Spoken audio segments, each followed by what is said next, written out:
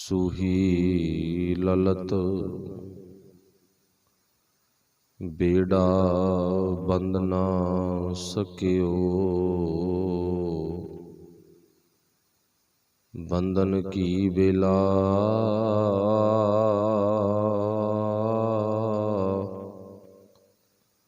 बेड़ा बंद ना सकियो,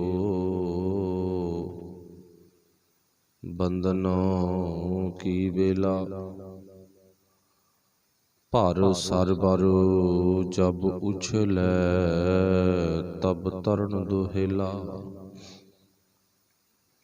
हाथ ना लाए कुसुम्बड़ै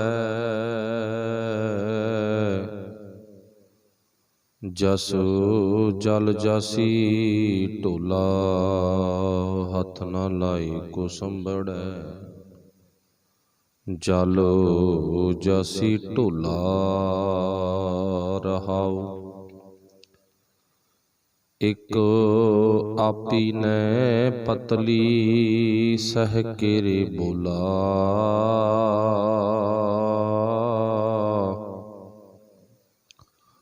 दुधा थनी ना आवई फिर होए ना बिल मिला,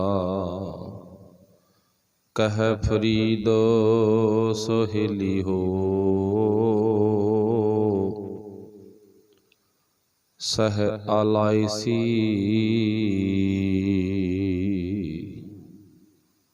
हंस चलसी डुमना अह तन टेरी थीसी, कह फरीद सोहेली हो सह आलाइसी, हंस चलसी डुमना अह तनो टेरी थीसी।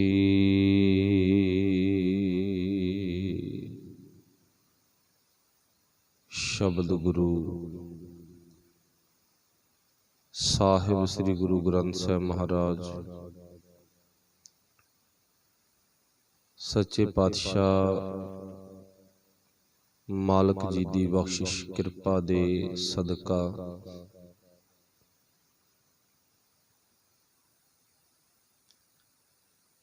सतगुरां दी पावन बाणी सुनन दे लई आपां इकत्र होए हां। आओ गुरबाणी दा आनंद माणीए, लाहा प्राप्त करिए, आपस विच गुरफतेह दी सांझ पाइए, गुरबाणी दी विचार करिए। सब ने बोलना जी आखियो वाहिगुरु जी का खालसा वाहिगुरु जी की फतेह। पावन शब्द जो आपां भगत फरीद साहब जी दा राग सूही दे विचों सरवण कीता है, पढ़िया है,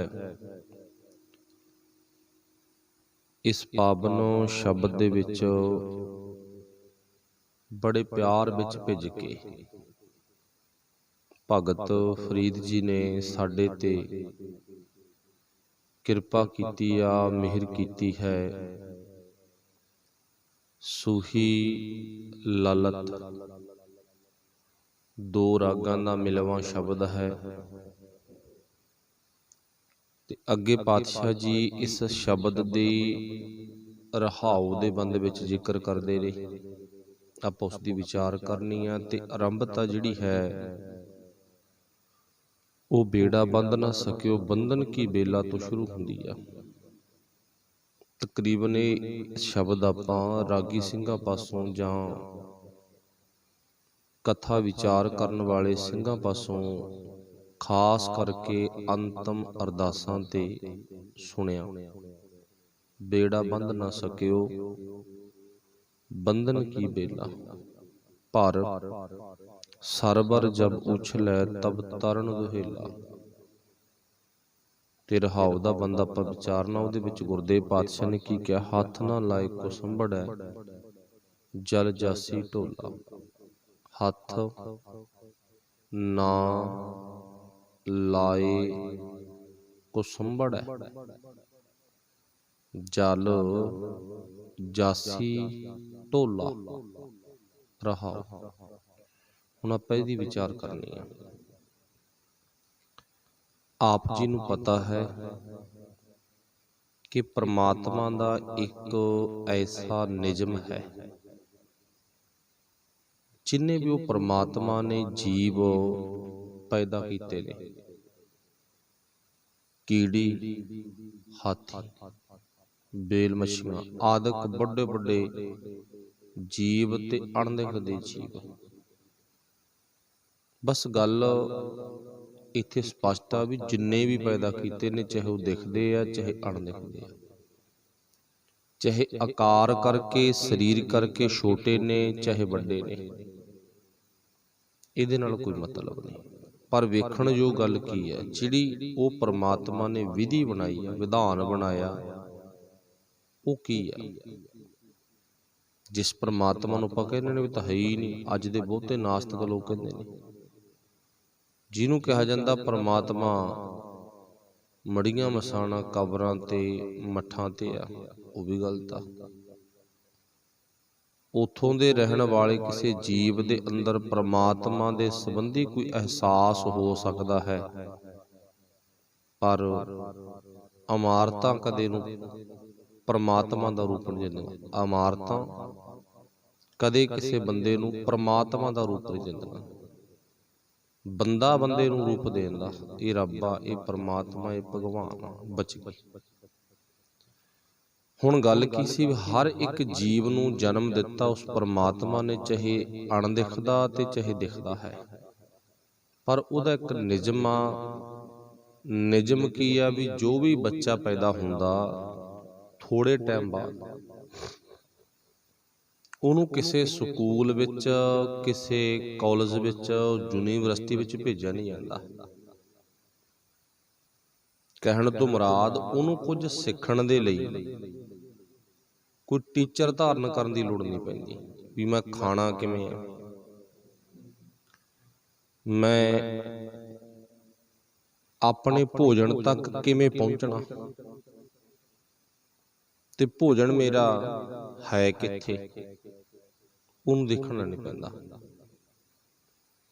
ਕੁਛ ਟਾਈਮ ਬਾਅਦ ਉਹ ਆਪ ਹੀ ਆਪਣੇ ਮਾਂ ਦੇ ਦੁੱਧ ਤੱਕ ਪਹੁੰਚ ਜਾਂਦਾ। ਕੁਛ ਟਾਈਮ ਬਾਅਦ ਜੰਗਲੀ ਜੀਵ ਬੱਚੇ ਪੈਦਾ ਕਰਦੇ ਨੇ, ਘਰਾਂ 'ਚ ਆਪਾਂ ਵੇਖਦੇ ਹਾਂ ਕੁੱਤੀਆਂ, ਬਿੱਲੀਆਂ ਆਦਿਕ ਉਹ ਪਸ਼ੂ ਜੋ ਸਾਡੇ ਖੇਤਾਂ ਵਿੱਚ, ਜੰਗਲਾਂ ਵਿੱਚ ਗੁਜ਼ਰਦੇ ਨੇ, ਘਰਾਂ ਵਿੱਚ ਗੁਜ਼ਰਦੇ ਨੇ, ਬੱਚੇ ਪੈਦਾ ਕਰ ਲੈਂਦੇ ਨੇ, ਤੇ ਪੈਦਾ ਕਰਨ ਤੋਂ ਬਾਅਦ ਬੱਚੇ ਭੋਜਨ ਦੀ ਤਲਾਸ਼ ਖੁਦ ਆਪ ਕਰ ਲੈਂਦੇ ਨੇ।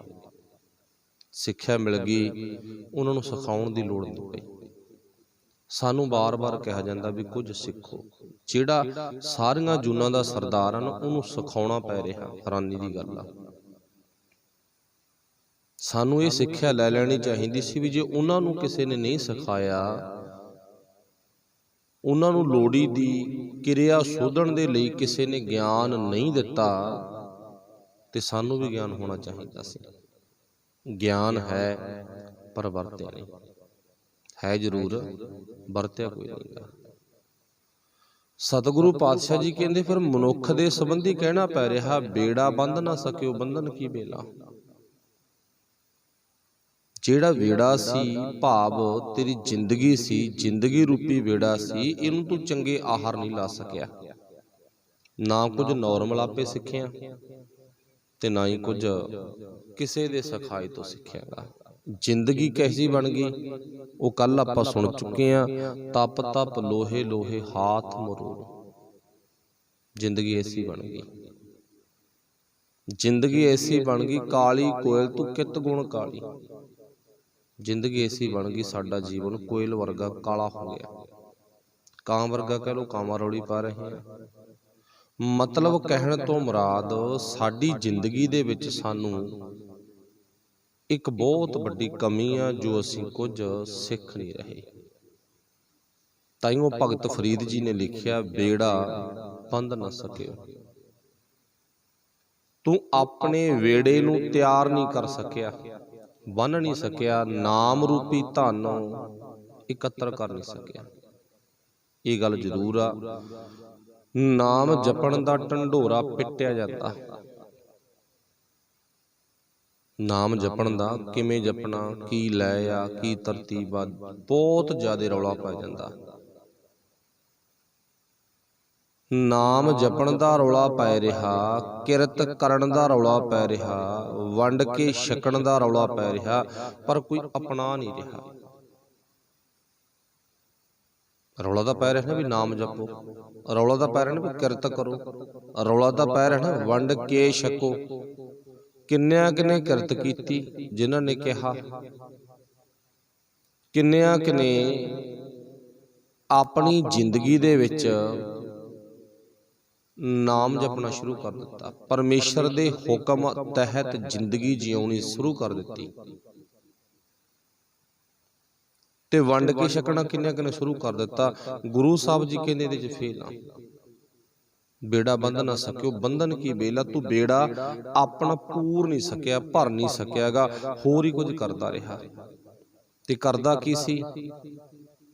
ਪਸ਼ੂਆਂ ਨੂੰ, ਪੰਛੀਆਂ ਨੂੰ ਆਪਾਂ ਵੇਖਿਆ, ਉਹਨਾਂ ਦਾ ਕੁਦਰਤ ਤੇ ਭਰੋਸਾ, ਯਕੀਨ ਆ ਪਰਮਾਤਮਾ ਤੇ। ਜਿਹਨੇ ਚੁੰਝ ਲਾਈ ਆ ਉਹ ਖਾਣ ਨੂੰ ਵੀ ਦੇਊਗਾ, ਉਹਨੂੰ ਯਕੀਨ ਆ ਨਾ। ਪਰ ਮਨੁੱਖ ਨੂੰ ਯਕੀਨ ਨਹੀਂ ਹੈ, ਬੰਦੇ ਨੂੰ ਯਕੀਨ ਨਹੀਂ ਹੈ, ਬਹੁਤ ਘੱਟ ਯਕੀਨ ਆ।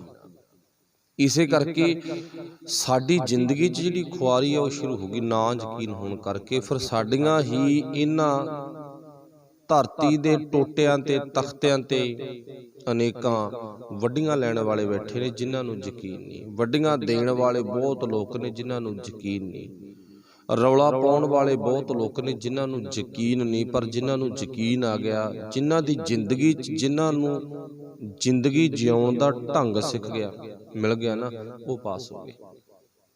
ਫਿਰ ਪਾਤਸ਼ਾਹ ਨੇ ਜ਼ਿਕਰ ਕੀ ਕੀਤਾ, ਸਾਡੀ ਜ਼ਿੰਦਗੀ ਅਜਿਹੀ ਆ, ਹੱਥ ਨਾ ਲਾਏ ਕੁਸੰਬੜ ਹੈ। ਕੁਸੰਬੇ ਦੇ ਫੁੱਲ ਦੇ ਬਰੋਬਰ ਇੱਕ ਮਜੀਠ ਦਾ ਫੁੱਲ ਵੀ ਆ। ਕੁਸੰਬੇ ਦੇ ਫੁੱਲ ਨੂੰ ਕੱਚੇ ਰੰਗ ਦਾ ਫੁੱਲ ਮੰਨਿਆ ਜਾਂਦਾ। ਕੁਸੰਬੇ ਦੇ ਫੁੱਲ ਨੂੰ ਕੱਚੇ ਰੰਗ ਦਾ, ਹੱਥ ਲੱਗ ਗਿਆ ਉਹ ਖਤਮ। ਉਹਦੇ ਬਰੋਬਰ ਮਜੀਠ ਦਾ ਫੁੱਲ ਆ ਤੇ ਉਹਦਾ ਪੱਕਾ ਰੰਗ ਮੰਨਿਆ ਜਾਂਦਾ, ਉਹ ਹੱਥ ਲਾਇਆ ਨਹੀਂ ਕਮਲਾਉਂਦਾ। ਪਾਤਸ਼ਾਹ ਜੀ ਕਹਿੰਦੇ ਫਿਰ ਜਿਹੜੀ ਬੇੜੀ ਤੂੰ ਪੂਰ ਬੈਠਾ ਨਾ, ਭਰ ਬੈਠਾ, ਜਿਹੜਾ ਬੇੜਾ ਲੱਦਣਾ ਸੀ ਉਹ ਲੱਦਿਆ ਨਹੀਂ, ਜੋ ਕੰਮ ਕਰਨਾ ਸੀ ਕੀਤਾ ਨਹੀਂ, ਜੋ ਨਹੀਂ ਸੀ ਕਰਨਾ ਉਹ ਕਰ ਬੈਠਾ। ਤੇ ਫਿਰ ਪਾਤਸ਼ਾਹ ਜ਼ਿਕਰ ਕਰਦੇ ਨੇ, ਕਹਿੰਦੇ ਹੱਥ ਨਾ ਲਾਏ ਕੁਸੰਬੜ ਹੈ, ਭਾਵ ਤੂੰ ਉਹ ਕੁਛ ਇਕੱਤਰ ਕਰ ਲਿਆ, ਇਕੱਠਾ ਕਰ ਲਿਆ, ਜਿਹਨੂੰ ਹੱਥ ਲਾਉਣ ਦੇ ਨਾਲ ਉਹ ਤੇਰੇ ਕੰਮ ਨਹੀਂ ਆਵੇਗਾ। ਫੁੱਲ ਦੀ ਉਦਾਹਰਨ ਦਿੱਤੀ ਨਾ, ਹੱਥ ਨਾ ਲਾਏ ਕੁਸੰਬੜ ਹੈ, ਜਲ ਜਾਸੀ ਢੋਲਾ ਉਦਾਹਰਨ ਦਿੱਤੀ ਬਾਬਾ ਫਰੀਦ ਸਾਹਿਬ ਜੀ ਨੇ। ਕੁਸੰਬੇ ਦੇ ਫੁੱਲ ਨੂੰ ਛੂਹੇਗਾ ਉਹ ਕੱਚੇ ਰੰਗ ਦਾ ਮਾਲਕ ਆ, ਉਹ ਮੁਜਰਾ ਜਾਣਾ। ਤੇ ਜੋ ਕੁਝ ਤੂੰ ਇਕੱਤਰ ਕੀਤਾ, ਮਤਲਬ ਅਸੀਂ ਇਕੱਠਾ ਕੀਤਾ, ਇਹਨੇ ਵੀ ਮੁਜਰਾ ਜਾਣਾ।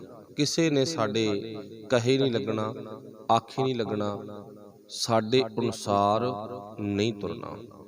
ਹੱਥ ਨਾ ਲਾਏ ਕੁਸੰਬੜ ਹੈ, ਜਲ ਜਾਸੀ ਢੋਲਾ, ਉਹ ਭਾਵ ਨਾ ਤਾਂ ਸਾਡੀਆਂ ਵਿਸ਼ੇ ਵਿਕਾਰਾਂ ਵਾਲੀਆਂ ਭਾਵਨਾਵਾਂ ਸਾਡੇ ਕੰਮ ਆਉਣ, ਨਾ 2 ਨੰਬਰ ਦਾ ਧੰਦਾ, ਨਾ 2 ਨੰਬਰ ਦਾ ਬੰਦਾ, ਕੰਮ ਨਹੀਂ ਆਵੇਗਾ।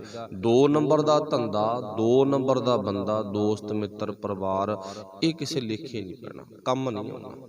ਹੱਥ ਨਾ ਲਾਏ ਕੁਸੰਬੜ ਹੈ, ਹੱਥ ਨਾ ਲਾਈ ਤੂੰ, ਜੇ ਲਾਵੇਂਗਾ ਇਹ ਕਿਸੇ ਕੰਮ ਨਹੀਂ ਆਉਣਾ। ਇਹਦੇ ਬਰੋਬਰ ਇੱਕ ਮਜੀਠ ਆ ਤੇ ਇਹਦੇ ਬਰੋਬਰ ਆਪਾਂ ਹੀ ਕਹਾਂਗੇ ਗੁਰਬਾਣੀ ਆ, ਮਜੀਠ ਇਹਦੇ ਬਰੋਬਰ ਗੁਰਬਾਣੀ ਹੈ ਨਾ, ਮਜੀਠ ਪੱਕਾ ਰੰਗ। ਹੁਣ ਗੁਰਬਾਣੀ ਰੂਪੀ ਗਿਆਨ ਰੂਪੀ ਧਨ ਇਕੱਤਰ ਕਰ ਲਿਆ, ਉਹ ਲੇਖੇ ਵਿੱਚ ਪੈਣਾ। ਮਜੀਠ ਰੰਗ ਉਹ ਤੇਰੇ ਲਈ ਸਹੀ ਰਹੂਗਾ, ਕੱਚਾ ਰੰਗ ਤੇਰੇ ਲਈ ਸਹੀ ਨਹੀਂ ਹੈ। ਹੱਥ ਨਾ ਲਾਏ ਕੁਸੰਬੜ ਹੈ, ਜਲ ਜਾਸੀ ਢੋਲਾ, फिर पातशाह ने जिक्र की कीता पहलियां पंगतियां ते फिर आइए आपां बेड़ा बंध ना सकियो बंधन की बेला। मतलब मनुखा जिंदगी बेड़ा बन्नण दा वक्त सी। अपनी वेड़ा बन्नण तो भाव अपनी जिंदगी सवारण दा वक्त सी, पर असीं संभाल नहीं सके। ये शब्द बाबा फरीद जी का, बेड़ा बंध ना सकियो बंधन की बेला। ਇਹਦੇ बरोबर एक शब्द गुरु नानक साहब ने सानू बख्शिश कीता गा, साडी झोली दे विच पाया गा। वो शब्द दे बोलणगे सूही महला पहला। ये सूही राग दा लास्ट वाला शब्द आ, वो आरंभता वाला शब्द आ। पहले पातशाह ने जिक्र किया सूही महला पहला जप तप बंध वेड़ला जित लंघै बहेला। हुण उत्थे गुरु साहब जी की कहंदे ने, कहंदे तू अपना बेड़ा बन। बेड़ा किहड़ा बन्नना गा? इधर लिखिया गा बेड़ा बन्नना बंध ना सकियो, ते बेड़ा बन्नना किहड़ा गा? जप दा तप दा। जप तप का बंध वेड़ला। फिर पाशे कहते जित लंघै बहेला, फिर तू तर जाएगा भाई, फिर तू डुबेगा नहीं। भाव संसार सागर विच विषय विकारां दी अग विच कदे तू डुबेगा नहीं, फिर तू लंघ जावेगा, पास हो जावेगा। ना सरवर ना उछलै, ना सरवर सरोवर दरिया नदी ना उछले, ना तेनू डुबो सके, फिर डुबोवेगी नहीं।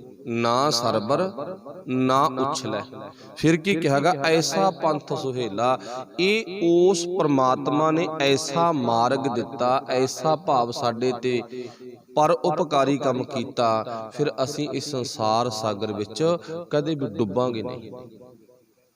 मतलब सूही राग दा पहला शब्द गुरु नानक साहब ने जो साडी झोली विच पाया ना, वो इस शब्द दे राही सानू समझाउंदे आ पातशाह। इत्थे लिखिया बेड़ा बंध ना सकियो बंधन की बेला, उधर लिखिया जप तप का बंध बेड़ला। हुण जिथे लिखिया बेड़ा बंध ना सकियो बंधन की बेला, प्रश्न की बन गया वो कैसा बेड़ा है, वो कैसी बेड़ी है? उत्तर की आ जप। जप तो भाव जपना। जप तो भाव वो परमात्मा नू याद करना, उहदी सिमरन विच जुड़ना। तप गुरुदेव पातशाह ने बाणी च भी लिखिया ना, तपा सिर तप सार गुर सेवा, तपा सिर तप सार। हुण तप तो भाव ही नहीं, तुसीं सारे सूझबान हो भी किसी तरह कोई धूने ला के बैठने। तप करना चार चुफेरे अग मचा लैनी विच बह जाना। तप करना पुट्ठे लमकना। तप करना भुखे रहना। तप करना अपने सिर च सियाल दे दिनां च रातां च ठंडा पानी पाउणा। तप करना मतलब ये तरतीब बनाई आ वो लोकां ने जो नानक दे सिद्धांत नूं प्रमोट नहीं करदे, मनदे नहीं, सुनदे नहीं, समझदे नहीं। उन्हां ने तरतीब बनाई आ जप ते तप दी, पर गुरु साहब ने उत्थे काटा मार दिता, नहीं आपां नहीं ये काम करना गा। कोई घड़े मधाउंदा, कोई पानी जल धारे करदा, चाहे कोई अग दीआं धूणियां ला के बहिंदा, चाहे कोई भुखा रहिंदा, चाहे कोई अपना निजी डेरा बना के बहिंदा, ये तप नहीं है। गुर सेवा आ तप। तपा सिर तप सार। सौखा मन लो कोई पखंडी धूणे तपण वाला उन्हां मावां दी रीस नहीं कर सकदा जिहड़ियां मावां ने गुरु की संगत वास्ते गर्मी दे विच बैठ के तत्ती लोह दे आले दुआले जिथे प्रशादा तैयार करना, चार चुफेरे छेक ही छेक आ, गर्मी गर्मा भाव उथे बैठ के भोजन तैयार करना ते किन्नियां दे ढिड भरने, उदों वड्डा तप की हो सकदा? अमृत वेले उठण नालों वड्डा तप की हो सकदा? बस जिन्ना मर्जी जोड़ी चलो। गुर सेवा तपा सिर तप सार। सिरे दा तापा गुरु दी दसी सेवा करनी, भले दे काम करने, किड्डा वड्डा तापा। किसे लोड़वंद दी धी बैठी रो रही आ, मां प्यो रो रहा गा, ਸਹੁਰੇ ਘਰ ਭੇਜਣ ਦੇ ਲਈ ਪਰਿਵਾਰ ਵਿੱਚ ਕੋਈ ਸਮਰੱਥਾ ਨਹੀਂ ਹੈ।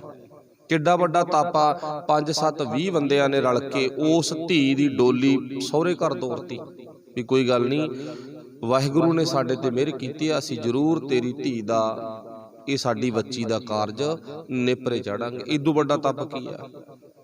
ਮਤਲਬ ਕਹਿਣ ਤੋਂ ਭਾਵ ਕਿਸੇ ਰੋਂਦੇ ਨੂੰ ਹਸਾਉਣਾ, ਇਹ ਸਭ ਤੋਂ ਵੱਡਾ ਤਪ ਆ।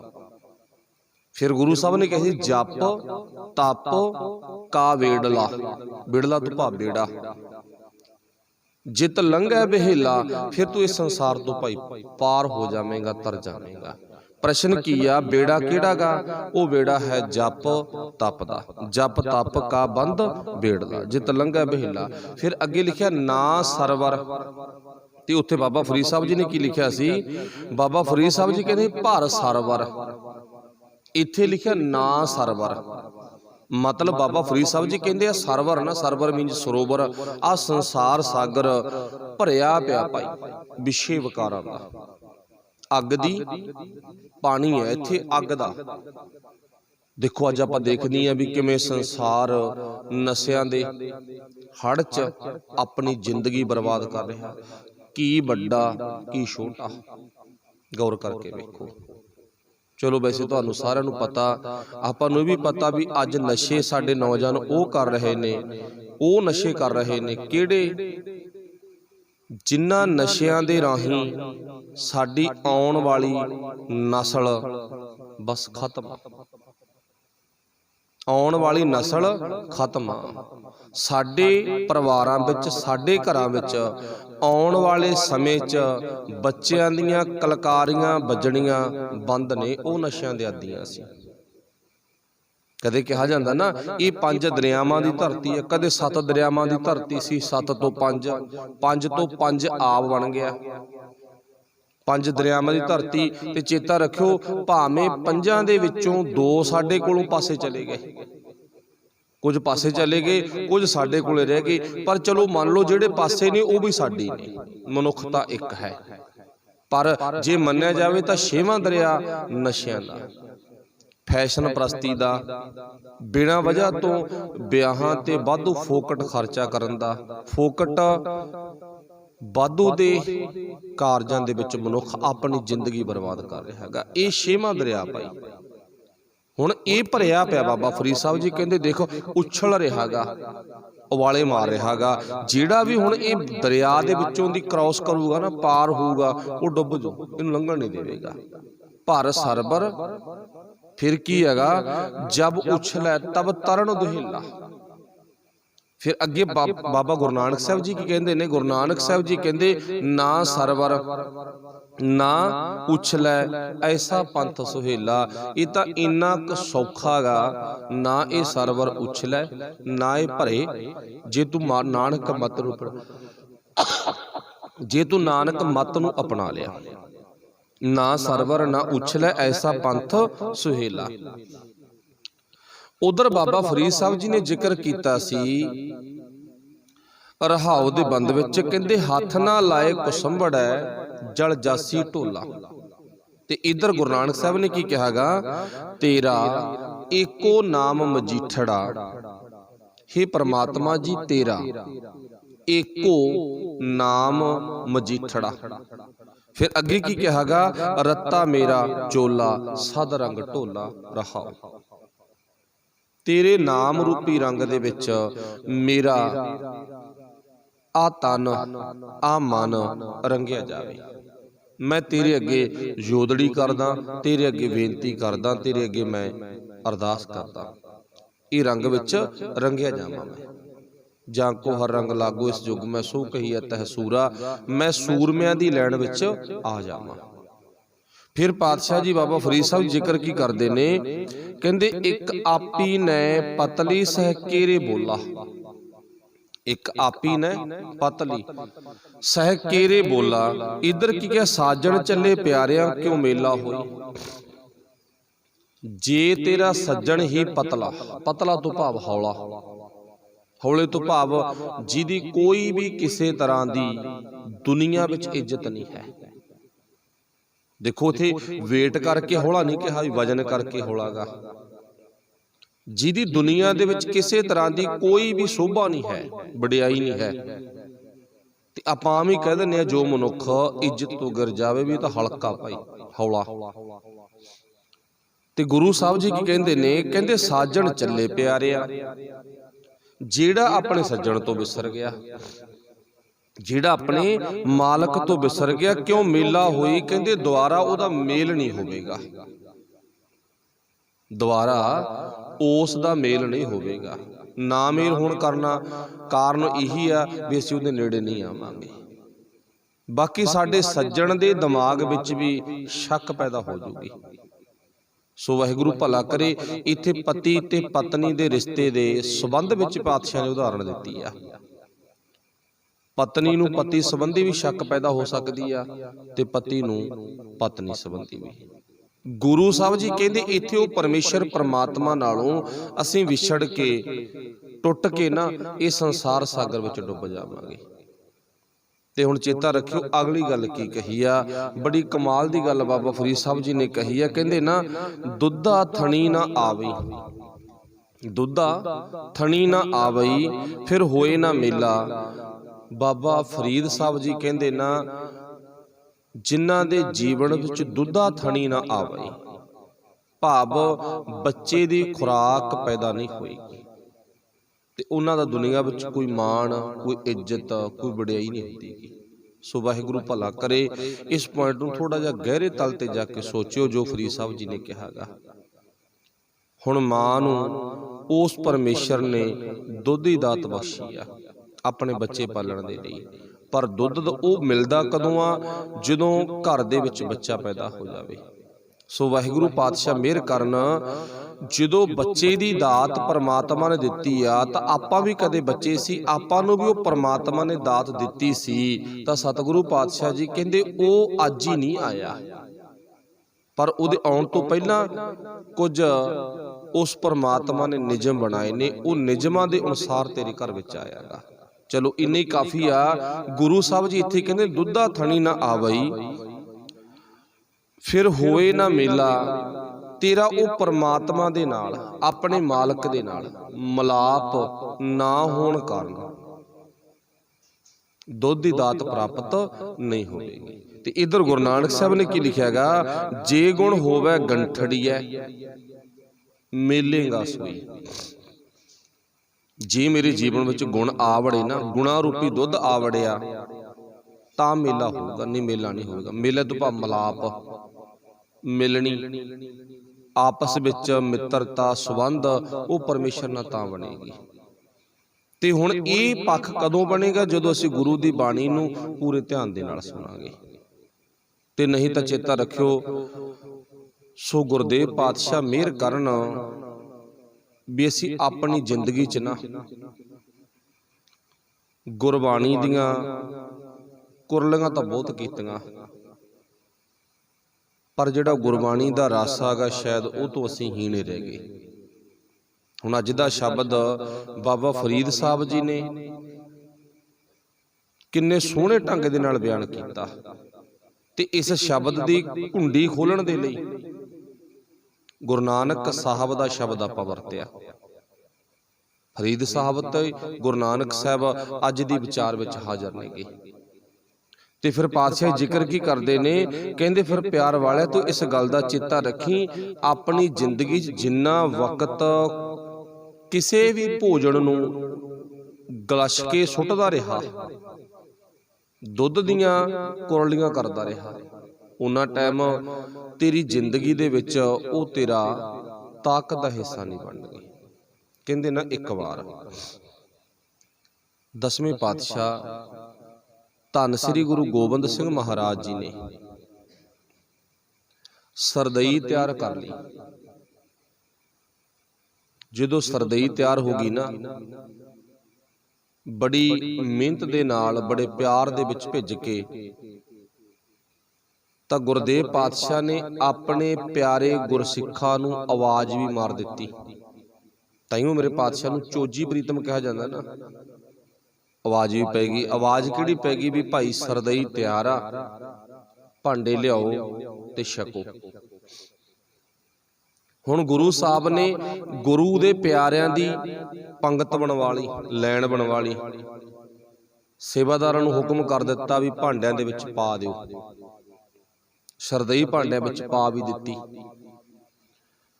ਹੁਣ ਗੁਰੂ ਸਾਹਿਬ ਜੀ ਦਾ ਇੱਕ ਨਿਯਮ ਹੈ ਵੀ ਜਦੋਂ ਵੀ ਭੋਜਨ ਛਕਣਾ ਪਹਿਲਾਂ ਉਹ ਪ੍ਰਮਾਤਮਾ ਦਾ ਸ਼ੁਕਰਾਨਾ ਕੀਤਾ ਜਾਂਦਾ, ਰੱਬ ਦਾ, ਅਕਾਲ ਪੁਰਖ ਵਾਹਿਗੁਰੂ ਦਾ ਸ਼ੁਕਰ ਕੀਤਾ ਜਾਂਦਾ। ਸਭ ਨੇ ਬੇਨਤੀ ਕੀਤੀ, ਉਸ ਪ੍ਰਮਾਤਮਾ ਦਾ ਧੰਨਵਾਦ ਕੀਤਾ। ਕੁਝ ਵੀ ਛਕਣ ਦੇ ਲਈ, ਕੁਝ ਵੀ ਸਾਨੂੰ ਮਿਲਿਆ ਗੁਰੂ ਹੱਥਾਂ ਦਾ ਮਿਲਿਆ। ਤੇ ਗੁਰਦੇਵ ਪਾਤਸ਼ਾਹ ਜੀ ਅਰਦਾਸ ਉਹਨਾਂ ਗੁਰੂ ਪਿਆਰਿਆਂ ਦੇ ਕਰਦਿਆਂ ਕਰਦਿਆਂ ਬੋਲ ਪਏ। ਬੋਲੇ ਕੀ ਨੇ? ਸਤਿਗੁਰੂ ਪਾਤਸ਼ਾਹ ਜੀ ਕਹਿੰਦੇ, ਗੁਰਸਿੱਖੋ, ਇਸ ਸਰਦਈ ਨੂੰ ਜਿਹੜਾ ਛਕਣ ਦਾ ਤਰੀਕਾ ਗਾ ਉਹ ਮੈਥੋਂ ਸੁਣ ਲਓ ਤੁਸੀਂ। ਵਿੱਚ ਆਪਣੇ ਵਰਗੇ ਸੀ, ਉਹ ਕਹਿੰਦੇ ਲੈ ਕਮਾਲ ਦੀ ਗੱਲ ਆ, ਤਰੀਕਾ ਤਾਂ ਪਤਾ ਹੀ ਆ। ਭੋਜਨ ਤਿਆਰ ਆ, ਪਰਮੇਸ਼ਰ ਅੱਗੇ ਸ਼ੁਕਰਾਨੇ ਦੀ ਅਰਦਾਸ ਹੋ ਗਈ। ਉਸ ਤੋਂ ਬਾਅਦ ਭੋਜਨ ਨੂੰ ਛਕ ਲੈਣਾ, ਬਸ ਤਰੀਕਾ ਇਹਦੇ ਚ ਕੀ ਹੁੰਦਾ ਗਾ। ਆਪਣੇ ਵਰਗੇ ਜਿਹੜੇ ਸੀਗੇ, ਜਿਹੜੇ ਸਮਝਦਾਰ ਸੀ, ਉਹ ਟਿਕ ਗਏ ਵੀ ਚਲੋ ਕੋਈ ਗੱਲ ਨਹੀਂ, ਗੁਰੂ ਸਾਹਿਬ ਕੀ ਕਹਿੰਦੇ ਨੇ ਸੁਣੋ ਗੱਲ ਇੱਕ ਵਾਰੀ। ਪਾਤਸ਼ਾਹ ਜੀ ਕਹਿੰਦੇ, ਸਰਦਈ ਤੁਹਾਡੇ ਵਰਤਨਾਂ ਦੇ ਵਿੱਚ ਪੈ ਚੁੱਕੀ ਆ, ਛਕਣ ਦੀ ਅਰਦਾਸ ਬੇਨਤੀ ਹੋ ਚੁੱਕੀ ਆ, ਪਰ ਛਕਣ ਦਾ ਜਿਹੜਾ ਤਰੀਕਾ ਗਾ ਉਹ ਮੈਂ ਦੱਸੂ, ਉਵੇਂ ਛਕਣੀ ਆ, ਉਵੇਂ ਛਕਣੀ ਆ। ਸਤਿਗੁਰੂ ਪਾਤਸ਼ਾਹ ਜੀ ਬੋਲੇ। ਹੁਣ ਤਰੀਕਾ ਕੀ ਦੱਸਦੇ ਨੇ? ਕਹਿੰਦੇ ਅੱਜ ਸਰਦਈ ਤੁਸੀਂ ਆਪਣੇ ਵੱਲੋਂ ਜਦੋਂ ਛਕੋਗੇ ਮੂੰਹ ਨੂੰ ਵਾਟਾ ਲਾਇਆ ਤੇ ਸਰਦਈ ਅੰਦਰ ਨਹੀਂ ਲੰਘਣੀ। ਆਹ ਧਿਆਨ ਰੱਖਣਾ, ਕਿਉਂਕਿ ਛਕਣ ਦੀ ਗੱਲ ਆ ਜਿਹੜੀ ਉਹ ਅਸੀਂ ਦੱਸਾਂਗੇ ਤੇ ਤੁਸੀਂ ਆਪਣੇ ਮੁਤਾਬਕ ਨਹੀਂ ਛਕਣੀ ਗੀ, ਅਸੀਂ ਦੱਸਾਂਗੇ। ਹੁਣ ਗੁਰੂ ਸਾਹਿਬ ਕਹਿੰਦੇ ਸ਼ਰਦਈ ਨੂੰ ਆਪਣੇ ਮੂੰਹ 'ਚ ਹੀ ਰੱਖਣਾ, ਜੋ ਵੀ ਘੁੱਟ ਭਰੀ ਅੰਦਰ ਨਹੀਂ ਲੰਘਣ ਦੇਣੀ, ਅੰਦਰ ਨਹੀਂ ਲੰਘਣ ਦੇਣੀ। ਤੇ ਜਦੋਂ ਵੀ ਤੁਹਾਡੇ ਮੂੰਹ ਦੇ ਵਿੱਚ ਉਹ ਘੁੱਟ ਭਰਿਆ ਥੱਕ ਗਏ, ਅੱਕ ਗਏ, ਉਦੋਂ ਨੂੰ ਬਾਹਰ ਕੁਰਲੀ ਕਰ ਦਿਆ ਕਰੋ, ਉਦੋਂ ਕੁਰਲੀ ਕਰ ਲਿਆ ਕਰੋ। ਹੁਣ ਰੱਬੀ ਪਿਆਰਿਆਂ ਨੇ ਇਸ ਰਮਜ ਨੂੰ ਗੁਰੂ ਸਾਹਿਬ ਦੀ ਨੂੰ ਸਮਝਿਆ, ਆਪਣੇ ਵੱਲੋਂ ਤਰੀਕਾ ਅਪਣਾਇਆ। ਆਪਣੇ ਵਰਗੇ ਉਹ ਕਿੰਤੂ ਪਰੰਤੂ ਕਰਦੇ ਲਏ। ਇਹ ਗੱਲ ਬਣੀ ਕੋਈ? ਇਹ ਗੱਲ ਬਣੀ? ਤ੍ਰਿਪਤ ਕਿਵੇਂ ਹੋਵਾਂਗੇ ਜੇ ਅੰਦਰ ਹੀ ਨਹੀਂ ਜਾਊ? ਤ੍ਰਿਪਤ ਕਿਵੇਂ ਹੋਵਾਂਗੇ? ਬੋਲੀ ਜਾਂਦੇ ਬੱਚੇ ਜਿਵੇਂ ਜਿਵੇਂ ਕਿਸੇ ਦਾ ਸੁਭਾਅ। ਹੁਣ ਗੁਰੂ ਸਾਹਿਬ ਨੇ ਸਰਦਈ ਬਣਾਈ, ਭਾਂਡਿਆਂ 'ਚ ਪਾਤੀ, ਛਕਣ ਦੀ ਤਿਆਰੀ ਆ। ਛਕਣ ਤੋਂ ਪਹਿਲਾਂ ਗੱਲ ਦੱਸ ਦਿੱਤੀ ਵੀ ਅੰਦਰ ਨਹੀਂ ਲੰਘਣ ਦੇਣੀ, ਕੁਲਲੀਆਂ ਕਰਨੀਆਂ ਬਸ। ਹੁਣ ਸਾਰਿਆਂ ਨੇ ਕੁਲਲੀਆਂ ਕਰ ਲਈਆਂ, ਵਿੱਚ ਬੋਲੀ ਗਏ, ਵਿੱਚ ਗੁਰੂ ਦੀ ਰਜ਼ਾ ਸਮਝ ਕੇ ਕੁਲਲੀਆਂ ਕਰੀ ਗਏ। ਕੁਲਲੀਆਂ ਕਰਨ ਤੋਂ ਉਪਰੰਤ ਗੁਰੂ ਪਾਤਸ਼ਾਹ ਜੀ ਕਹਿੰਦੇ ਟਿਕੇ ਰਹੋ, ਜਾਣਾ ਨਹੀਂ ਕਿਸੇ ਨੇ, ਇੱਥੇ ਟਿਕੇ ਰਹੋ, ਜਾਣਾ ਨਹੀਂ ਕਿਤੇ ਵੀ, ਬੈਠੇ ਰਹੋ। ਬੈਠੇ ਰਹੇ, ਆਪਸ ਵਿੱਚ ਜੋ ਜੋ ਕਿਸੇ ਦੇ ਖਿਆਲ ਸੀ ਸਾਂਝੇ ਕਰੀ ਗਏ। ਕੁਛ ਟਾਈਮ ਬਾਅਦ ਦਸਵੇਂ ਪਾਤਸ਼ਾਹ ਜੀ ਫਿਰ ਬੋਲੇ, ਕਹਿੰਦੇ ਗੁਰੂ ਪਿਆਰਿਓ, ਅਸੀਂ ਤੁਹਾਨੂੰ ਪੁੱਛਣਾ ਚਾਹੁੰਦੇ ਆ, ਜਿਹੜੀ ਸਰਦਈ ਆ ਨਾ ਕਿਹੋ ਜੀ ਸੀ? ਕਿਹੋ ਜੀ ਸੀ? ਕਿਉਂਕਿ ਆਪਾਂ ਨੂੰ ਪਤਾ, ਹੁਣ ਸਰਦਈ ਬਣਾਉਣ ਦਾ ਢੰਗ ਤੁਹਾਨੂੰ ਵੀ ਪਤਾ ਹੋਣਾ ਵੀ ਚੰਗੇ ਬਦਾਮ, ਕਾਜੂ, ਕਾਲੀਆਂ ਮਿਰਚਾਂ ਆਦਿਕ ਚੰਗੇ ਚੰਗੇ ਸੁੱਕੇ ਮੇਵੇ ਪਾ ਕੇ ਰਗੜ ਕੇ ਬਣਾਈ ਗਈ ਆ। ਤੇ ਹੁਣ ਇੰਨਾ ਚੰਗਾ ਉਹਦੇ ਵਿੱਚ ਸੁੱਕੇ ਮੇਵੇ ਪਏ ਨੇ, ਦੁੱਧ ਪਿਆ ਗਾ, ਗੁਰੂ ਹੱਥਾਂ ਦੀ ਬਣੀ ਹੋਵੇ ਤੇ ਹੋਣੀ ਤਾਂ ਕਮਾਲ ਦੀ ਆ ਨਾ। ਉਹਦੇ ਸਵਾਦ ਬਾਰੇ ਤਾਂ ਕਿਹਾ ਹੀ ਨਹੀਂ ਜਾ ਸਕਦਾ ਵੀ ਸਵਾਦ ਕਿੰਨਾ ਕਾ, ਬਸ ਆਨੰਦ ਹੋ ਗਏ ਛਕ ਕੇ। ਪਾਤਸ਼ਾਹ ਸਵਾਦ ਤਾਂ ਦੱਸ ਹੀ ਨਹੀਂ ਸਕਦੇ, ਆਪਾਂ ਤਾਂ ਇਵੇਂ ਕਵਾਂਗੇ ਨਾ। ਹੁਣ ਗੁਰੂ ਪਿਆਰੇ ਕਹਿੰਦੇ ਨੇ ਪਾਤਸ਼ਾਹ ਜੀਭ ਤਾਂ ਦੱਸਦੀ ਸੀ ਸਰਦਈ ਸਵਾਦ ਬਹੁਤ ਆ, ਜੀਭ ਦੱਸਦੀ ਆ। ਜੀਭ ਨੇ ਸੁਨੇਹਾ ਲਾਤਾ। ਕੀ ਸੁਨੇਹਾ ਲਾਇਆ? ਵੀ ਸਰਦਈ ਬਹੁਤ ਸਵਾਦ ਆ। ਪਰ ਅਗਲੀ ਗੱਲ ਬੜੀ ਭੈੜੀ ਹੋ ਗਈ। ਕਿਹੜੀ? ਸਵਾਦ ਬਹੁਤ ਸੀ, ਅੰਦਰ ਤਾਂ ਲੰਘਣ ਨਹੀਂ ਦਿੱਤੀ ਤੁਸੀਂ, ਕੁਲਲੀਆਂ ਕਰਵਾ ਦਿੱਤੀਆਂ। ਇੱਥੇ ਜਾ ਕੇ ਗੜਬੜ ਹੋ ਗਈ, ਅੰਦਰ ਨਹੀਂ ਜਾਣ ਦਿੱਤੀ, ਕੁਲਲੀਆਂ ਹੋ ਗਈਆਂ, ਇੱਥੇ ਆ ਕੇ ਗੜਬੜ ਹੋ ਗਈ। ਹੁਣ ਗੁਰੂ ਸਾਹਿਬ ਨੇ ਜਦੋਂ ਇਹ ਗੱਲ ਸੁਣੀ ਨਾ ਵੀ ਕੁਲਲੀਆਂ ਕੀਤੀਆਂ ਪਰ ਸਵਾਦ ਬਹੁਤ ਸੀ, ਜਿੰਨਾ ਟਾਈਮ ਅੰਦਰ ਨਹੀਂ ਜਾਂਦੀ ਉਨਾ ਟਾਈਮ ਉਹ ਸਰਦਈ ਸਾਡੀ ਸਰੀਰ ਦੀ ਤਾਕਤ ਨਹੀਂ ਬਣ ਸਕਦੀ। ना सानू तृप्त करे रजावे। रजांगे भी तां ही जे ढिड जाऊ, जे नहीं ढिड जांदी ना फिर रजांगे काहदे नाल।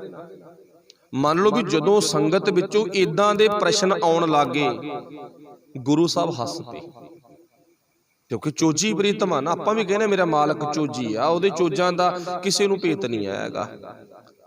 ਜਦੋਂ ਗੁਰਦੇਵ ਪਾਤਸ਼ਾਹ ਹੱਸ ਪਏ ਨਾ ਤੇ ਫਿਰ ਕੀ ਹੋਇਆਗਾ, ਵਿੱਚੋਂ ਜਿਹੜੇ ਨੇੜਲੇ ਸਿੱਖ ਸੀ, ਪਾਤਸ਼ਾਹ ਜੀ ਸਾਡੇ ਅੰਦਰ ਇੱਕ ਤਾਂਘ ਆ, ਇੱਕ ਭਾਵਨਾ ਕੀ ਉਹ ਇਹ ਆ ਵੀ ਤੁਸੀਂ ਹੱਸ ਰਹੇ ਹੋ, ਸਰਦਈ ਛਕਣ ਦਿੱਤੀ ਨਹੀਂ, ਕੁੱਲੀਆਂ ਕਰਵਾ ਕੇ ਢਲਵਾ ਦਿੱਤੀ, ਇੰਨੀ ਤੁਸੀਂ ਮਿਹਨਤ ਕੀਤੀ, ਇੰਨੇ ਵਾਸਤੇ ਬੰਦਿਆਂ ਵਾਸਤੇ, ਸੰਗਤ ਵਾਸਤੇ ਇੰਨੀ ਮਿਹਨਤ ਕੀਤੀ, ਕੁੰਡਾ ਘੋਟਣਾ ਖੜਕਾਇਆ, ਕਦੋਂ ਦੇ ਤੁਸੀਂ ਮਿਹਨਤ ਕਰਨ ਲੱਗੇ ਹੋ, ਸਾਰੀ ਦੀਆਂ ਕੁੱਲੀਆਂ ਕਰਵਾ ਦਿੱਤੀਆਂ, ਪਰ ਸਾਨੂੰ ਇਹਦੇ ਵਿੱਚ ਰਾਜ ਕੀ ਆ ਨਾ ਉਹ ਦੱਸੋ, ਰਾਜ ਦੱਸੋ। ਚਲੋ ਕੋਈ ਗੱਲ ਨਹੀਂ, ਮਿਹਨਤ ਹੋ ਗਈ, ਤੁਹਾਡੇ ਤੇ ਕੋਈ ਸ਼ਿਕਵਾ ਨਹੀਂ, ਤੁਸੀਂ ਆਪ ਕੀਤੀ ਹੈ ਮਿਹਨਤ, ਤੁਹਾਡੇ ਗੁਰਸਿੱਖਾਂ ਨੇ ਕੀਤੀ ਆ। ਜੋ ਵਿੱਚ ਸੁੱਕੇ ਮੇਵੇ ਪਏ ਉਹ ਤੁਹਾਡੀ ਜੇਬ ਚੋਂ ਖਰਚਾ ਹੋਇਆ, ਅਸੀਂ ਉਹਦੇ ਬਾਰੇ ਵੀ ਨਹੀਂ ਕੁਝ ਕਹਿੰਦੇ। ਜੋ ਤੱਤਾ ਠੰਡਾ ਮਿੱਠਾ ਕੌੜਾ ਕਸੈਲਾ ਜੋ ਤੁਸੀਂ ਪਾਇਆ, ਜੋ ਉਹਦਾ ਟੇਸਟ ਬਣਾਇਆ, ਸਵਾਦ ਬਣਾਇਆ, ਤੁਸੀਂ ਬਣਾਇਆ, ਉਹਦੇ ਬਾਰੇ ਵੀ ਨਹੀਂ ਸੀ ਕੁਝ ਕਹਿਣਾ। ਪਰ ਇੰਨਾ ਚੰਗਾ ਪਦਾਰਥ ਬਣਾਉਣ ਤੋਂ ਬਾਅਦ ਉਹਦੀਆਂ ਕੁਰਲੀਆਂ ਕਰਵਾ ਦਿੱਤੀਆਂ। ਸਾਡੀ ਜੀਭ ਕਹਿੰਦੀ ਹੈ ਪਦਾਰਥ ਬਹੁਤ ਚੰਗਾ ਸੀ, ਪਰ ਉਹਦੀਆਂ ਕੁਰਲੀਆਂ ਕਰਵਾ ਦਿੱਤੀਆਂ। ਇਹਦੇ ਵਿੱਚ ਰਾਜ ਕੀ ਆ? ਹੁਣ ਗੁਰੂ ਪਿਆਰਿਓ, ਗੁਰਦੇਵ ਪਾਤਸ਼ਾਹ ਜੀ ਇੱਥੇ ਹੁਣ ਬੋਲਦੇ ਨੇ, ਅਸਲ ਦੇ ਵਿੱਚ ਕੁਰਲੀਆਂ ਕਰਵਾਉਣ ਦਾ ਰਾਜ ਜਿਹੜਾ ਉਥੋਂ ਆਨੰਦਪੁਰ ਸਾਹਿਬ ਸੁਨੇਹਾ ਦਿੱਤਾ ਨਾ, ਉਦੋਂ ਉਹ ਸੁਨੇਹਾ ਤਾਂ ਅੱਜ ਵੀ ਸਾਨੂੰ ਮਿਲਦਾ ਹੈਗਾ। ਹੁਣ ਸੁਨੇਹਾ ਕੀ ਦਿੱਤਾ ਗਾ? ਗੁਰਬਾਣੀ ਇੱਕ ਸਰਦਈ ਆ, ਗੁਰਬਾਣੀ ਇੱਕ ਸਰਦਈ ਆ। ਹੁਣ ਸਰਦਈ ਤਿਆਰ ਕਰਨ ਤੇ ਕਿੰਨਾ ਟਾਈਮ ਲੱਗਦਾ ਗਾ, ਸਾਰਾ ਸਮਾਨ ਪਹਿਲਾਂ ਰਗੜਨਾ, ਫਿਰ ਉਹਨੂੰ ਮਿਕਸ ਕਰਨਾ, ਕਿੰਨਾ ਵਕਤ ਗੁਜ਼ਰਦਾ ਗਾ ਉਹ ਪਦਾਰਥ ਤਿਆਰ ਕਰਨ ਤੇ। ਹੁਣ ਗੁਰਬਾਣੀ ਰੂਪੀ ਸਰਦਈ ਨੂੰ ਘੱਟੋ ਘੱਟ 250 ਸਾਲ ਦੇ ਵਿੱਚ ਤਿਆਰ ਕੀਤਾ, 250 ਸਾਲ ਦੇ ਵਿੱਚ। ਚੇਤਾ ਰੱਖੋ, 250 ਸਾਲ ਦੇ ਵਿੱਚ, ਮੰਨ ਲਓ ਵੀ 2.5 ਸਦੀਆਂ ਦੇ ਵਿੱਚ ਗੁਰਬਾਣੀ ਤਿਆਰ ਹੋਈ ਹੈ, 2.5 ਸਦੀਆਂ ਦੇ ਵਿੱਚ। ਸੋਚ ਕੇ ਦੇਖੋ, ਹੁਣ ਜਿਹੜੀ ਇੰਨੀ ਮਹਿੰਗੀ ਅਮੋਲਕ ਸਵਾਦਲਾ ਪਦਾਰਥ ਭਗਤ ਭੱਟ ਗੁਰਸਿੱਖ ਗੁਰੂ ਸਾਹਿਬਾਨ ਉਹਨਾਂ ਨੇ ਤਿਆਰ ਕੀਤਾ ਨਾ, ਤੇ ਚੇਤਾ ਰੱਖਿਓ ਉਦੋਂ ਤਾਂ ਗੁਰੂ ਦੇ ਸਿੱਖਾਂ ਨੇ ਸਰਦਈ ਛਕਣ ਵੇਲੇ ਕੁੱਲੀਆਂ ਕੀਤੀਆਂ, ਉਹਦਾ ਰਾਜ ਪੁੱਛ ਲਿਆ। ਪਰ ਅੱਜ ਅਸੀਂ ਇਹ ਸਵਾਲ ਗੁਰੂ ਸਾਹਿਬ ਨੂੰ ਕਿੱਦੇ ਕਰਾਂਗੇ? ਅੱਜ ਕਿੱਦੇ ਕਰਾਂਗੇ ਵੀ ਸੱਚੇ ਪਾਤਸ਼ਾਹ ਅਸੀਂ ਤਾਂ ਨਾ ਜਿੱਦੇ ਦੇ, ਅਸੀਂ ਤਾਂ ਮੈਂ ਕਹੂੰਗਾ ਜਿੱਦੇ ਦਾ ਮੈਂ ਤੇਰੇ ਕੋਲੇ ਆਇਆ ਨਾ, ਆ ਸਰਦਈ ਦਾ ਬਾਟਾ ਮੈਨੂੰ ਮਿਲਿਆਗਾ, ਕੌਲਾ ਭਾਂਡਾ ਮੈਨੂੰ ਪ੍ਰਾਪਤ ਹੋਇਆ ਨਾ ਸਰਦਈ ਦਾ, ਗੁਰਬਾਣੀ ਰੂਪੀ ਸਰਦਈ ਦਾ। ਸੱਚ ਜਾਣੀ ਸੱਚੇ ਪਾਤਸ਼ਾਹ ਮੈਂ ਤਾਂ ਕੁੱਲੀਆਂ ਕੀਤੀਆਂ ਨੇ। ਪੜ੍ਹਨਾ ਕੁੱਲੀਆਂ ਕਰਨਾ ਹੀ ਹੈ ਨਾ। ਮੰਨ ਲਓ ਉਹਨੂੰ ਸਮਝਿਆ ਨਹੀਂ, ਰੂਹ ਦੀ ਖੁਰਾਕ ਨਹੀਂ ਬਣਿਆ ਵੀ ਗੁਰਬਾਣੀ ਕਹਿੰਦੀ ਕੀ ਆ, ਵੀ ਉਹਦਾ ਸੁਨੇਹਾ ਕੀ ਆ, ਮੈਸੇਜ ਕੀ ਆ ਸਾਨੂੰ, ਹੈ ਨਾ। ਪੜ੍ਹ ਜ਼ਰੂਰ ਲਏ, ਕੁੱਲੀਆਂ ਹੋ ਗਈਆਂ। ਤਿਆਰ ਕਿੰਨੇ ਟਾਈਮ 'ਚ ਹੋਈ ਆ? 250 ਸਾਲ 'ਚ। ਕਿਹਨੇ ਕੀਤੀ ਆ? ਗੁਰੂ ਨੇ ਕੀਤੀ ਆ। ਗੁਰਦੇਵ ਪਾਤਸ਼ਾਹ ਨੇ ਤਿਆਰ ਕਰਨ ਤੋਂ ਬਾਅਦ ਇਹ ਸਰਦਈ ਸਾਨੂੰ ਦੇ ਦਿੱਤੀ। ਅਸੀਂ ਰੋਜ਼ ਆਪਣੀ ਸੁਰਤ ਰੂਪੀ ਭਾਂਡਾ ਇੱਥੇ ਆ ਕੇ ਰੱਖਣਾ ਸੀ। ਗੁਰੂ ਨੇ ਗਿਆਨ ਰੂਪੀ ਗੁਰਬਾਣੀ ਰੂਪੀ ਸਰਦਈ ਉਹ ਭਾਂਡੇ ਵਿੱਚ ਪਾਉਣੀ ਸੀ, ਤੇ ਉਹ ਭਾਂਡੇ 'ਚ ਅਸੀਂ ਪਵਾ ਵੀ ਲੈਤੀ। ਤੇ ਉਦੋਂ ਬਾਅਦ ਕੀਤਾ ਕੀ ਆ? ਕੁਰਲੀਆਂ ਕਰਦੀਆਂ। ਤੇ ਉਹ ਕੁਰਲੀਆਂ ਤਾਈਓ ਸਾਡੀ ਜ਼ਿੰਦਗੀ 'ਚ ਸਾਡੀ ਆਤਮਾ ਦੀ ਖੁਰਾਕ ਨਹੀਂ ਬਣ ਸਕੀ। ਕੋਈ ਹੈ ਬਿਰਲਾ ਜਿਹਨੇ ਕਿਣਕਾ ਇੱਕੋ ਹੀ ਕਿਣਕਾ, ਉਹਨੇ ਬਹੁਤੀ ਨਹੀਂ, ਕਿਣਕਾ ਏਕ ਜਿਸ ਜੀਵ ਸਾਵੈ, ਜਿਹਨੇ ਆਪਣੀ ਜਿੰਦ ਵਿੱਚ ਵਾਹਿਗੁਰੂ ਜੀ ਦੀ ਪਾਵਨ ਬਾਣੀ ਸਰਦਈ ਨੂੰ ਕਿਣਕਾ ਮਾਤਰਾ ਹਿਰਦੇ 'ਚ ਵਸਾ ਲਿਆ। ਫਿਰ ਪਾਤਸ਼ਾਹ ਜੀ ਕਹਿੰਦੇ ਨੇ ਤਾਂ ਕਿ ਮਹਿਮਾ ਗਣੀ ਨਾ ਆਵੇ, ਤਾਂ ਕਿ ਮਹਿਮਾ ਗਣੀ ਨਾ ਆਵੇ। ਹੁਣ ਚੇਤਾ ਰੱਖਿਓ, ਗੁਰੂ ਸਾਹਿਬ ਨੇ ਇੱਕ, ਮੈਂ ਥੋੜਾ ਇੱਥੇ ਸਰੀਰ ਦੇ ਸੰਬੰਧੀ ਵੀ ਸਰਦਈ ਵਾਲਾ ਪੁਆਇੰਟ ਆ ਨਾ, ਥੋੜਾ ਜਿਹਾ ਬੋਲ ਜਾਵਾਂ, ਕਦੇ ਫਿਰ ਖੁੱਲ ਕੇ ਵਿਚਾਰ ਕਰਾਂਗੇ। ਜਿਹੜਾ ਸਰਦਈ ਆ ਨਾ ਬਹੁਤ ਸਵਾਦ ਵਾਲਾ ਪਦਾਰਥ ਆ, ਜਿਹਨੂੰ ਜਦੋਂ ਨਿਹੰਗ ਬਣਾਉਂਦੇ ਨੇ ਤੇ ਕਈ ਵਾਰ ਸਾਡੀਆਂ ਅੱਖਾਂ ਦੇਖ ਕੇ ਕਹਿੰਦੀਆਂ ਤਾਂ ਭੰਗ ਰਗੜੀ ਜਾਂਦੇ ਆ। ਅਸੀਂ ਸੁਨੇਹਾ ਗਲਤ, ਮੈਸੇਜ ਆਪਣੇ ਅੰਦਰ ਦੁਬਾਰਾ ਗਲਤ ਪਾ ਜਾਂਦੇ ਆ। ਭੰਗ ਕੁੰਡਾ ਘੋੜਨਾ ਨਿਹੰਗਾਂ ਦਾ ਚੱਲਦਾ ਹੁੰਦਾ। ਚਲੋ ਵਾਹਿਗੁਰੂ ਭਲਾ ਕਰੇ, ਜਿਹੜੇ ਭੰਗ ਬਣਾਉਂਦੇ ਉਹਨਾਂ ਨੂੰ ਛੱਡ ਕੇ ਹਰ ਇੱਕ ਨਹੀਂ ਉਸ ਲੈਣ 'ਚ ਹੈ। ਤੇ ਜੇ ਕੂੰਡਾ ਘੋਟਣਾ ਲੰਗਰ 'ਚ ਲਿਆ ਕੇ ਰੱਖ ਲਈਏ ਨਾ, ਸਰਦਈ ਬਣਾ ਬਣਾ ਛਕਾਉਣੀ ਆ ਆਪਾਂ। ਤੇ ਚੇਤਾ ਰੱਖਿਓ ਉਹ ਤੇ ਮਿਹਨਤ ਬਹੁਤ ਆ, ਖਰਚਾ ਬਹੁਤ ਆ, ਤੇ ਪਦਾਰਥ ਬੜਾ ਅਹਿਮੀਅਤ ਵਾਲਾ ਬਣਨਾਗਾ। ਸਾਡੇ ਅੰਦਰ ਨੂੰ ਠੰਡਾ ਕਰਨ ਵਾਲਾ ਤੇ ਤਾਕਤ ਦੇਣ ਵਾਲਾ ਚੰਗਾ ਪਦਾਰਥ ਬਣਨਾ, ਜਦੋਂ ਸੁੱਕੇ ਉਹਦੇ 'ਚ ਮੇਵੇ ਪੈਣੇ ਨੇ। ਵਾਹਿਗੁਰੂ ਭਲਾ ਕਰੇ। ਸਾਨੂੰ ਦਸ਼ਮੇਸ਼ ਪਿਤਾ ਨੇ, ਸਾਡੇ ਗੁਰੂ ਸਾਹਿਬਾਨਾਂ ਨੇ ਕਿੰਨੇ ਸੋਹਣੇ ਸੋਹਣੇ ਪਦਾਰਥ ਛਕਣ ਦੇ ਲਈ ਤਿਆਰ ਕਰਕੇ ਆਪਣੇ ਹੱਥਾਂ ਦੇ ਨਾਲ ਛਕਾਏ, ਤੇ ਉਦੋਂ ਬਾਅਦ ਤਰਤੀਬ ਬਣਾਤੀ, ਤੂੰ ਛਕ ਲਿਆ ਕਰੀ ਬਣਾ ਕੇ ਘਰੇ। ਰੋਜ਼ ਛਕ ਲਈ, 15 ਦਿਨਾਂ ਤੋਂ ਛਕ ਲਈ, 7 ਦਿਨਾਂ ਤੋਂ ਛਕ ਲਈ, ਛਕ ਲਿਆ ਕਰੀ। ਤੇ ਪਰ ਅਸੀਂ ਕੀ ਛਕਣ ਲੱਗ ਗਏ? ਗੌਰ ਕਰਨੀ ਪਊ। ਅਸੀਂ ਕੀ ਛਕਣ ਲੱਗੇ ਵੇਖਣਾ ਪਊਗਾ। ਸੋ ਵਾਹਿਗੁਰੂ ਭਲਾ ਕਰੇ। ਉਹ ਕੀ ਛਕਣ ਲੱਗੇ ਉਹਦੇ ਬਾਰੇ ਸਾਨੂੰ ਪਤਾ, ਉਹ ਆਪਾਂ ਪਹਿਲਾਂ ਵੀ ਗੱਲ ਕਰ ਲਈ। ਆਪਾਂ ਉਹ ਲਿਕੁਇਡ ਪਦਾਰਥ ਛਕਣ ਲੱਗੇ ਜਿਨ੍ਹਾਂ ਨੂੰ ਸ਼ਰਾਬ ਵੀ ਕਹਿ ਸਕਦੇ ਆ ਠੰਡੇ ਕੋਕਾ ਕੋਲੇ ਆਦਿਕ ਵਗੈਰਾ। ਇਹ ਸਭ ਬਿਮਾਰੀ ਦਾ ਘਰ ਹੈਗਾ, ਸਭ ਬਿਮਾਰੀ ਦਾ ਘਰ ਹੈ। ਸੋਚ ਕੇ ਦੇਖੋ। ਪਰ ਗੁਰੂ ਨੇ ਕੀ ਕਿਹਾ ਸੀ? ਉਹ ਤਾਂ ਕਿਤੇ ਵੀ ਨਹੀਂ ਹੈ। ਉਹ ਤਾਂ ਕਿਤੇ ਵੀ ਨਹੀਂ ਹੈ, ਕਿਤੇ ਕਿਤੇ ਹੈ। ਜਿੱਥੇ ਹੈ ਉੱਥੇ ਸਾਡੀ ਅੱਖ ਗਲਤ ਕਹਿੰਦੀ ਹੈ, ਗਲਤ ਨਹੀਂ, ਪਰ ਗਲਤ ਨਹੀਂ ਹੈ। ਚਲੋ ਉਹ ਇੱਕ ਖਾਣ ਦਾ ਜਾਂ ਪੀਣ ਦਾ ਅਲੱਗ ਵਿਸ਼ਾ ਸੀ। ਸਾਨੂੰ ਗੁਰੂ ਨੇ ਸਰਬ ਲੋਹ ਦੇ ਵਾਟਿਆਂ ਵਿੱਚ ਖਾਣ ਦੀ ਆਦਤ ਪਾਈ ਸੀ, ਉਹ ਸਾਡੇ ਹੱਥੋਂ ਗੁੰਮ ਗਏ। ਹੁਣ ਅੱਜ ਦਾ ਸਿੱਖ ਕਾਗਜ਼ਾਂ 'ਚ ਖਾਂਦਾ ਤੇ ਕਾਗਜ਼ਾਂ ਵਰਗਾ ਜੀਵਨ ਹੋ ਗਿਆ। ਤੇ ਕਦੇ ਹਰੀ ਸਿੰਘ ਨਲੂਏ ਵਰਗੇ ਲੋਹੇ ਦੇ ਭਾਂਡਿਆਂ ਵਿੱਚ ਖਾਂਦੇ ਸੀ, ਲੋਹੇ ਦੇ ਭਾਂਡਿਆਂ ਵਿੱਚ ਬਣਾਉਂਦੇ ਸੀ, ਤੇ ਲੋਹੇ ਵਰਗਾ ਜੀਵਨ ਸੀ, ਲੋਹੇ ਵਰਗਾ ਸਰੀਰ ਸੀ। ਅੱਜ ਕਾਗਜ਼ਾਂ 'ਚ ਕਾਗਜ਼ਾਂ ਵਰਗੇ ਸਰੀਰ। ਚਲੋ ਇੱਕ ਛੋਟਾ ਜਿਹਾ ਆਪਾਂ ਨਾਲ ਪੁਆਇੰਟ ਲੈ ਲਿਆ। ਕਹਿਣ ਤੋਂ ਭਾਵ ਗੁਰਬਾਣੀ ਰੂਪੀ ਸਰਦਈ ਦੀਆਂ ਸਿੱਖਾਂ ਨੇ ਭਾਈ ਕੁਰਲੀਆਂ ਬਹੁਤ ਕਰ ਲਈਆਂ। ਹੱਥ ਬੰਨ ਕੇ ਬੇਨਤੀ ਆ ਵੀ ਹੁਣ ਆਪਾਂ ਕੁਰਲੀਆਂ ਕਰਨੋਂ ਹਟ ਜਾਈਏ। ਭਾਵੇਂ ਥੋੜੀ ਜੀ ਰੋਜ਼ ਥੋੜੀ ਜੀ ਸਰਦਈ ਪੀ ਲਈਏ, ਥੋੜੀ ਜੀ ਸਰਦਈ, ਥੋੜੀ ਜਿਹੀ ਕੋਈ ਬਹੁਤ ਆ, ਭਾਵੇਂ ਥੋੜੀ ਜੀ ਸਰਦਈ ਰੋਜ਼ ਪੀ ਲਈਏ। ਰੋਜ਼ ਵੱਡੀ ਆ, ਰੋਜ਼ ਥੋੜੀ ਥੋੜੀ ਨੇ ਸਾਡੇ ਅੰਦਰ ਤਾਕਤ ਬਹੁਤ ਬਣਾ ਦੇਣੀ ਆ। ਇੱਥੇ ਗੁਰੂ ਸਾਹਿਬ ਨੇ ਸਾਨੂੰ ਜਿਹੜਾ ਸੁਨੇਹਾ ਦਿੱਤਾ ਸੀ ਨਾ, ਉਹ ਕੀ ਕਿਹਾ ਸੀਗਾ? ਪੰਕਤੀ ਬੋਲੀ ਸੀ, ਦੁੱਧਾ ਥਣੀ ਨਾ ਆਵੇ। ਤਾਈਓ ਆਪਾਂ ਕਿਹਾ ਸੀ ਜੇ ਸਮਝ ਗਏ ਤਾਂ ਜ਼ਿੰਦਗੀ ਸ਼ਵਾਸ ਹੈ, ਜੇ ਨਾ ਸਮਝੇ ਤਾਂ ਇਤੇ ਸ਼ੰਕਾ ਪੈਦਾ ਹੋ ਜੂ। ਗੁਰੂ ਸਾਹਿਬ ਨੇ ਪ੍ਰਸ਼ਨ ਕੀਤਾ, ਇੱਕ ਮਾਂ ਭੈਣ ਦੇ ਜੀਵਨ ਵਿੱਚ ਦੁੱਧ ਕਦੋਂ ਆਉਂਦਾ? ਜਦੋਂ ਪਤੀ ਦਾ ਮਿਲਾਪ ਹੁੰਦਾ। ਇੱਕ ਇਸ਼ਾਰਾ ਕੀਤਾ। ਇਹ ਗੱਲ ਕਿੱਥੇ ਹੁੰਦੀ ਆ? ਜਿੱਥੇ ਸਾਰਾ ਟੱਬਰ ਇੱਕ ਥਾਂ ਤੇ ਰਲ ਮਿਲ ਕੇ ਬੈਠਾ ਗਾ, ਕੋਈ ਸ਼ੱਕ ਨਹੀਂ, ਸ਼ੱਕ ਦੀ ਗੁੰਜਾਇਸ਼ ਨਹੀਂ ਹੈ। ਚਲੋ ਜਦੋਂ ਪਰਿਵਾਰ ਦੇ ਵਿੱਚ ਬੱਚੇ ਬੱਚੀ ਨੂੰ ਜਨਮ ਮਿਲਿਆ, ਉਦੋਂ ਦੁੱਧ ਦੀ ਬਖਸ਼ਿਸ਼ ਹੋਈ ਹੈ, ਉਹ ਪਰਮੇਸ਼ਰ ਪਰਮਾਤਮਾ ਵੱਲੋਂ। ਕਹਿਣ ਤੋਂ ਭਾਵ ਪਤੀ ਦੇ ਮਿਲਾਪ ਕਰਕੇ ਜਦੋਂ ਸਾਡੇ ਜੀਵਨ ਵਿੱਚ ਗੁਣਾ ਰੂਪੀ ਦੁੱਧ ਦੀ ਭਾਵ ਬਖਸ਼ਿਸ਼ ਹੋਣੀ ਆ ਨਾ, ਤਾਂ ਗੁਰੂ ਪਤੀ ਕਰਕੇ ਹੋਣੀ ਆ। ਗੁਰੂ ਪਤੀ ਨੂੰ ਵਿਛੋੜ ਕੇ ਅਸੀਂ ਦੁੱਧਾ ਥਣੀ ਨਾ ਆਵਈ ਵਾਲੇ ਪੱਖ ਤੋਂ ਖਾਲੀ ਰਹਿ ਜਾਵਾਂਗੇ। ਤਾਂਹੀਓ ਕਿਹਾ ਸੀ ਵੀ ਗੁਰਬਾਣੀ ਦੀਆਂ ਕੁਰਲੀਆਂ ਬੜੀਆਂ ਹੋ ਗਈਆਂ, ਤੇ ਗੁਰਬਾਣੀ ਨੂੰ ਸਮਝਣ ਵਾਲਾ ਵਿਸ਼ਾ ਅਪਣਾਈਏ ਆਪਾਂ। ਫਿਰ ਪਾਤਸ਼ਾਹ ਜੀ ਕਹਿੰਦੇ ਨੇ, ਕਹਿ ਫਰੀਦ ਸਹੇਲੀਓ ਸਹਿ ਆਲਾਏ ਸੀ, ਹੰਸ ਚੱਲਸੀ ਡੁੰਮਣਾ ਇਹ ਤਨ ਢੇਰੀ ਥੀਸੀ। ਭਗਤ ਫਰੀਦ ਜੀ ਕਹਿੰਦੇ ਨਾ, ਕਹਿੰਦੇ ਐ ਮੇਰੀ ਸਹੇਲੀਓ ਤੁਸੀਂ ਇਸ ਗੱਲ ਨੂੰ ਜ਼ਰੂਰ ਸੁਣੋ। ਸਹਿ ਆਲਾਏ ਸੀ, ਉਹ ਮੇਰਾ ਮਾਲਕ ਤਾਂ ਮਿਲਣ ਦੇ ਲਈ ਬਿਲਕੁਲ ਤਿਆਰ ਬੈਠਾ। ਤੇ ਦੂਜਾ ਇਹਦੇ ਬਰੋਬਰ ਸ਼ਬਦ ਕਿਹੜਾ ਰੱਖਿਆ ਸੀ? ਗੁਰੂ ਨਾਨਕ ਸਾਹਿਬ ਨੇ ਰੱਖਿਆ ਸੀ। ਤੇ ਗੁਰੂ ਨਾਨਕ ਸਾਹਿਬ ਜੀ ਨੇ ਕੀ ਲਿਖਿਆ ਸੀਗਾ? ਮਿਲਿਆ ਹੋਏ ਨਾ ਵਿਛੜੈ, ਜੇ ਮਿਲਿਆ ਹੋਈ। ਜੇ ਅਸੀਂ ਮਿਲ ਪਏ ਨਾ ਫਿਰ ਕਦੇ ਵਿਛੜਾਂਗੇ। ਉਹ ਵਾਹਿਗੁਰੂ ਐਸਾ ਜਿਸ ਦੀ ਵਾਹਿਗੁਰੂ ਜੀ ਨੇ ਉਂਗਲ ਫੜ ਲਈ ਨਾ, ਉਹ ਕਦੇ ਵੀ ਨਹੀਂ ਛੱਡਦਾ। ਆਪਾਂ ਛੁਡਵਾ ਸਕਦੇ ਹਾਂ ਪਰ ਉਹ ਨਹੀਂ ਛੱਡਦਾ, ਜਿਹਦੀ ਵੀ ਉਂਗਲ ਫੜਦੀ। ਦਸ਼ਮੇਸ਼ ਪਿਤਾ ਨੇ ਗਨੀ ਖਾਂ ਤੇ ਨਵੀ ਖਾਂ ਦੀ ਉਂਗਲ ਫੜੀ। ਮੰਨ ਲਓ ਸੌਖਾ ਵੀ ਉਹ ਇੱਕ ਮੁਸਲਮਾਨ ਭਰਾ ਨੇ, ਪਰ ਉਹਨਾਂ ਦੀ ਉਂਗਲ ਛੱਡੀ ਨਹੀਂ ਹੈ। ਉਹਨਾਂ ਨੇ ਛਡਵਾਈ ਵੀ ਨਹੀਂ, ਉਹਨਾਂ ਨੇ ਛਡਵਾਈ ਵੀ ਨਾ। ਤੇ ਚੇਤਾ ਰੱਖਿਓ, ਦੋ ਮੁਸਲਮਾਨ, ਇੱਕ ਦੋ ਨਹੀਂ, ਇੱਥੇ ਤਾਂ ਬਹੁਤ ਜ਼ਿਆਦਾ ਭਾਵ ਹਿੰਦੂ ਕਹਿ ਲਓ, ਮੁਸਲਮ ਕਹਿ ਲਓ, ਈਸਾਈ, ਜੋ ਵੀ ਗੁਰੂ ਸਾਹਿਬ ਨੂੰ ਮਿਲੇ, ਵੱਖੋ ਵੱਖਰੀਆਂ ਜਾਤਾਂ ਮਜ਼ਹਬਾਂ ਨਸਲਾਂ ਦੇ ਲੋਕ, ਉਹਨਾਂ ਨੇ ਗੁਰੂ ਨਾਨਕ ਸਾਹਿਬ ਨੂੰ ਉਂਗਲ ਫੜਾ ਕੇ ਦੁਬਾਰਾ ਛਡਵਾਈ ਨਹੀਂ ਹੈ। ਤੇ ਪਰ ਅਸੀਂ ਉਂਗਲ ਫੜਾਈ ਨਹੀਂ ਅਜੇ ਤੱਕ। ਹਾਂ ਅਸੀਂ ਸਿੱਖ, ਹਾਂ ਤਾਂ ਅਸੀਂ ਸਿੱਖ ਆ ਨਾ, ਅਸੀਂ ਉਂਗਲ ਫੜਾਈ ਨਹੀਂ ਹੈ ਗੁਰੂ ਸਾਹਿਬ ਨੂੰ। ਪਰ ਚੇਤਾ ਰੱਖਿਓ, ਗੁਰੂ ਸਾਹਿਬ ਨੂੰ ਉਂਗਲ ਫੜਾਉਣ ਦਾ ਮਤਲਬ ਬਾਣੀ ਨੂੰ ਸੋਹਣੇ ਢੰਗ ਨਾਲ ਪੜ੍ਹੀਏ, ਬਾਣੀ ਨੂੰ ਸੋਹਣੇ ਢੰਗ ਨਾਲ ਵਿਚਾਰੀਏ ਤੇ ਜ਼ਿੰਦਗੀ 'ਚ ਕਮਾਈਏ। ਮੈਂ ਛੋਟੀ ਜਿਹੀ ਇੱਕ ਬੇਨਤੀ ਕਰੂੰ, ਕਿਉਂਕਿ ਅੱਜ ਆਪਣੇ ਕੋਲੇ ਨਾ 5ਵੀਂ ਪੋਥੀ ਦੀ ਸਮਾਪਤੀ ਹੈ। ਲਾਸਟ ਵਾਲਾ ਸ਼ਬਦ ਆ ਬਾਬਾ ਫਰੀਦ ਸਾਹਿਬ ਜੀ ਦਾ। ਅੱਛਾ, ਇਹ 11 ਪੋਥੀਆਂ ਲਿਖੀਆਂ, 10 ਕਿਹਨੇ ਲਿਖੀਆਂ ਨੇ? ਪ੍ਰੋਫੈਸਰ ਸਾਹਿਬ ਸਿੰਘ ਨੇ। मैं थोड़ी जानकारी देनी चाहुंदा, इत्थे शब्द की समाप्ति आ। जिहड़ा प्रोफैसर साहब सिंह होया ना, ये हिंदू आ। इहदा पहला नाम नथू राम, पहला नाम नथू राम।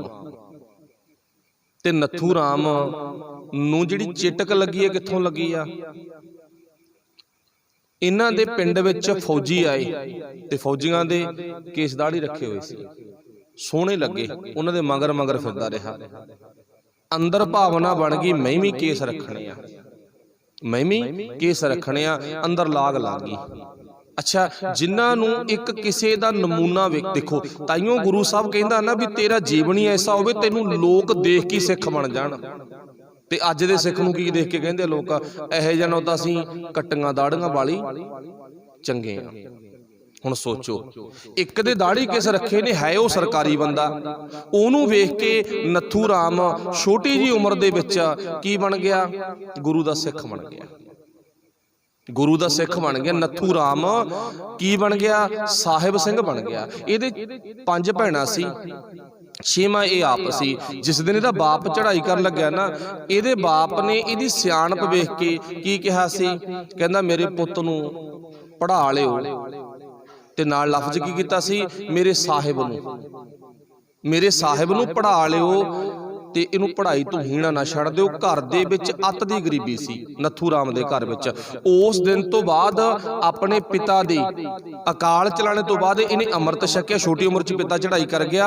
अकाल चलाना करन तो बाद अमृत छक के साहिब सिंह बन गया। बापू जांदा जांदा नाम साहिब रख गया सीगा, ते सिंह गुरु कोलों मिल गया। ते हुण चेता रखियो, इहदे घर विच फिर पुੱਤ हुंदा डॉक्टर दलजीत सिंह, जो कि अखां दा माहर डॉक्टर आ अमृतसर दी धरती ते। वो भी चढ़ाई कर गया पिछे जे। हुण इहदे घर विच एक धी ने जन्म लैता। वो धी दे घर फिर अगे जाके एक बच्ची जन्म लैंदी आ, जिहड़ी बच्ची दा नाम तुसीं सारिआं ने सुणिआ, डॉक्टर हरशिंदर कौर पटियाला रजिंद्रा हस्पताल दी बच्चिआं दी माहर डॉक्टर आ।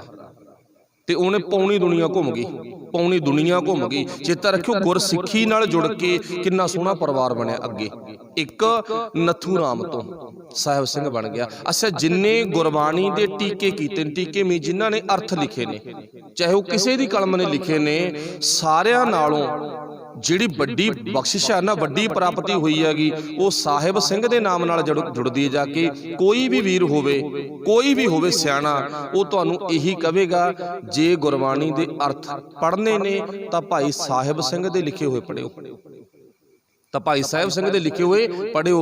ते ये जिहड़ी पोथी अपने सामने पई है ना, ये 5वीं पोथी आ, ते 10 पोथियां दे विच पूरे गुरु ग्रंथ साहिब दी व्याख्या कीती आ। ते चेता रखियो, वो गुरु ग्रंथ साहिब दी व्याख्या करन वाला एक हिंदू परिवार दे नाल जुड़िया पिया, जिने कुल्ली नहीं कीती, जिने गुरबाणी नूं अपनी जिंदगी च वरतिया। एक हिंदू मत विचों निकल के, मड़ियां मसाणा पूजण वाली मत विचों निकल के, देवी देवतियां दी मत विचों निकल के एक किन्ना सोहना गुरसिख बनेगा, किन्ना सोहना गुरसिख बनया।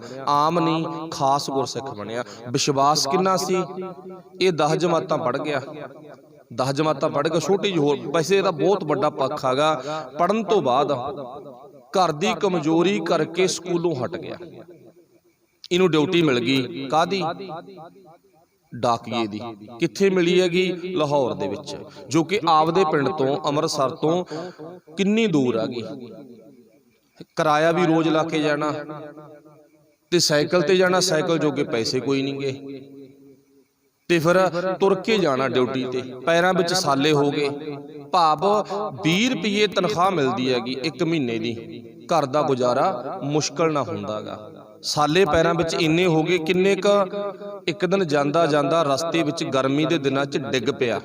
स्कूल दा टीचर जिहड़ा पढ़ाउंदा हुंदा सी, ओह मिल पिया भी है तां मेरा पुੱਤ डिग्गिया पिया, जिहनूं पढ़ाउंदा रहांगा। साहिब सो तूं डिग्गिया पियागा। चुक्किया ते चुक के की कहा, पुੱਤ की गल तूं बस ते जाया कर? कहंदा किराया नहीं। फिर तू कोई साधन लै ला। कहंदा हिम्मत नहीं। ते फिर हुण हल की हो सकदा? कहंदा 20 रुपइयां नाल कोई भी हल नहीं हो सकदा। अच्छा, गुरु ते इन्ना विश्वास है, ड्यूटी कोई छड्डती, ड्यूटी छड्ड के ते फिर किन्ना क तकड़ा डॉक्टर बनिया। अगे पढ़ना शुरू कर दिता, पढ़ना शुरू करता, नाल नाल दिहाड़ी शुरू कर दित्ती, नाल नाल दिहाड़ी, नाल नाल पढ़ाई। ਦਿਹਾੜੀ ਕਰਦਾ ਕਰਦਾ ਇੰਨਾ ਕੁ ਪੜ ਗਿਆ, ਇੱਕ ਦਿਨ ਉਪਾਧੀ ਪਦਵੀ ਡਾਕਟਰ ਦੀ ਮਿਲ ਗਈ। ਕਿੱਡਾ ਵੱਡਾ ਵਿਦਵਾਨ ਬਣਿਆ, ਜਿਸ ਵਿਦਵਾਨ ਨੂੰ ਇਉਂ ਨਹੀਂ ਪਤਾ ਵੀ ਸਾਡੀ ਦੁਨੀਆ ਵੱਲੋਂ ਕਿੰਨੇ ਕੁ ਐਵਾਰਡ ਮਿਲੇ ਨੇ। ਪਰ ਚੇਤਾ ਰੱਖਿਓ, ਸਿਆਣਿਆਂ ਦੇ ਕਥਨ ਨੇ, ਕਹਿੰਦੇ ਬੰਦਾ ਕਹਿੰਦਾਗਾ ਜਦੋਂ ਗਰੀਬੀ ਆ ਜੇ ਨਾ, ਮੇਰੇ ਹੱਥ ਵਿੱਚ ਕੁਛ ਨਹੀਂ। ਬੰਦਾ ਕਹਿੰਦਾ ਮੇਰੇ ਹੱਥ ਵਿੱਚ ਕੁਛ ਨਹੀਂ, ਪਰ ਚੇਤਾ ਰੱਖਿਓ ਤੁਹਾਡੇ ਹੱਥ ਵਿੱਚ, ਮੇਰੇ ਹੱਥ ਵਿੱਚ, ਆਪਣੇ ਸਾਰਿਆਂ ਦੇ ਹੱਥ ਵਿੱਚ ਰੋਟੀ ਨਹੀਂ ਹੋ ਸਕਦੀ।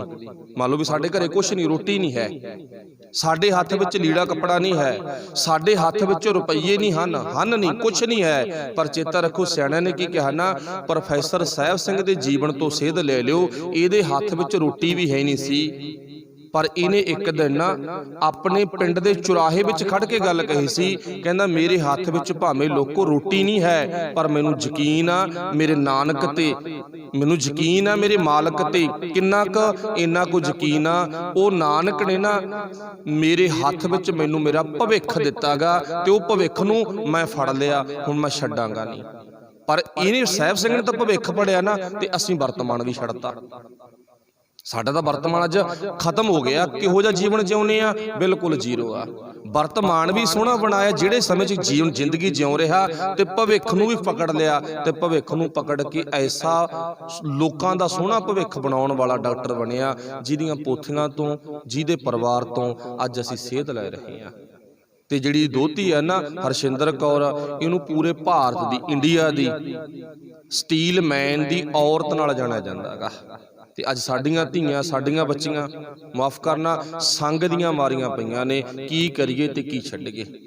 ਤੇ ਇਸ ਲੜਕੀ ਨੂੰ ਸਟੀਲ ਮੈਨ ਦੇ ਨਾਲ, ਮਤਲਬ ਜ਼ਬਰਦਸਤ ਜਾਨ ਵਿਖਾਉਣ ਵਾਲੀ ਤਕੜੀ ਲੜਕੀ ਮੰਨਿਆਗਾ, ਇੱਕ ਹਿੰਦੂਆਂ ਦੇ ਪਰਿਵਾਰ ਦੀ ਲੜਕੀ ਨੂੰ, ਜਿਹੜੀ ਹੁਣ ਹਰਸ਼ਿੰਦਰ ਕੌਰ ਆ। ਹਰ ਇੱਕ ਸਟੇਜ ਤੇ ਬੋਲਦੀ ਆ, ਕਿਤਾਬਾਂ ਲਿਖੀਆਂ ਵੀਆਂ ਨੇ, ਅਖਬਾਰਾਂ ਤੇ ਲੇਖ ਆਉਂਦੇ ਨੇ। ਅਸੀਂ ਵੀ ਆਪਣੇ ਜੀਵਨ ਨੂੰ ਉਹੋ ਜਿਹਾ ਬਣਾਈਏ ਤਾਂ ਗੁਰੂ ਸਾਡੇ ਤੇ ਜ਼ਰੂਰ ਮਿਹਰ ਕਰੇਗਾ। ਇਹ ਕਦੋਂ ਬਣਿਆ ਜਾਵੇਗਾ? ਕੁਰਲੀਆਂ ਕਰਕੇ ਨਹੀਂ, ਗੁਰਬਾਣੀ ਨੂੰ ਸਮਝ ਕੇ ਬਣਿਆ ਜਾਵੇਗਾ। ਸੋ ਸਭ ਦਾ ਧੰਨਵਾਦ। ਬਾਬਾ ਫਰੀਦ ਸਾਹਿਬ ਜੀ ਦਾ ਸ਼ਬਦ ਇੱਥੋਂ ਤੱਕ ਸੰਪੂਰਨ ਹੈ। ਭੁੱਲਾਂ ਦੀ ਖਿਮਾ। ਵਾਹਿਗੁਰੂ ਜੀ ਕਾ ਖਾਲਸਾ, ਵਾਹਿਗੁਰੂ ਜੀ ਕੀ ਫਤਿਹ। ਰਾਮ ਕਲੀ ਮਹੱਲਾ